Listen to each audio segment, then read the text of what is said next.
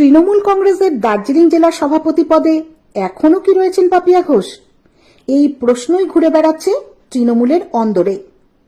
কয়েকদিন আগেও জেলা তৃণমূলের কর্মসূচি জেলা সভাপতি পাপিয়া ঘোষের তরফে ডাকা হলেও এখন আর তা হচ্ছে না। দলের সভা ডাকছেন জেলার চেয়ারম্যান সঞ্জয় টিব্রুয়াল।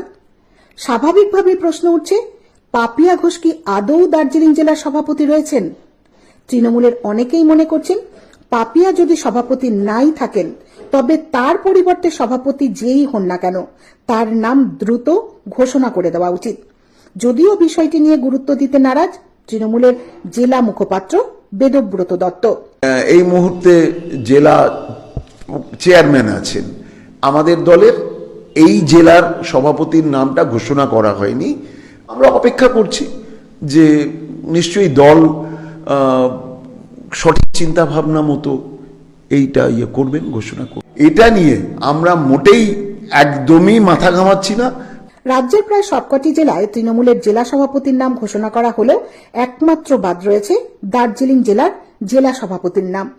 দীর্ঘ প্রায় 4 বছর পাপিয়া ঘোষ জেলা সভানেত্রীর দায়িত্ব পালন করলেও মাসখানেক আগে তৃণমূলের এক বিজ্ঞপ্তিতে জেলা চেয়ারপারসন হিসেবে সঞ্জয় টিব্রুয়ালের নাম ঘোষণা করা হলেও সভাপতির নাম পরে ঘোষণা করা হবে বলে উল্লেখ ছিল।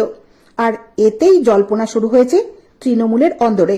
সামনেই 21শে জুলাই তৃণমূলের ধর্মতলা চলো কর্মসূচি, আর এরই মধ্যে দার্জিলিং জেলার সমতলের সভাপতি নিয়ে জোর চর্চা দলের অন্দরেই।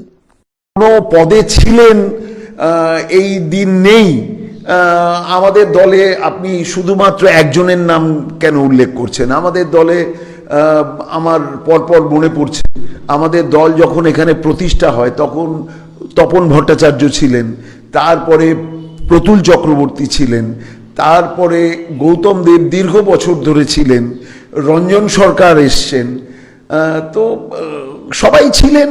এখন তারা দলে বিভিন্ন রকম ক্যাপাসিটিতে আছেন। দল যাকে যেখানে ঠিক মনে করে দল তাকে সেখানে দেয়। কিন্তু তৃণমূল কংগ্রেসে আমরা মনে করি মূলত আমরা সবাই দলের কর্মী।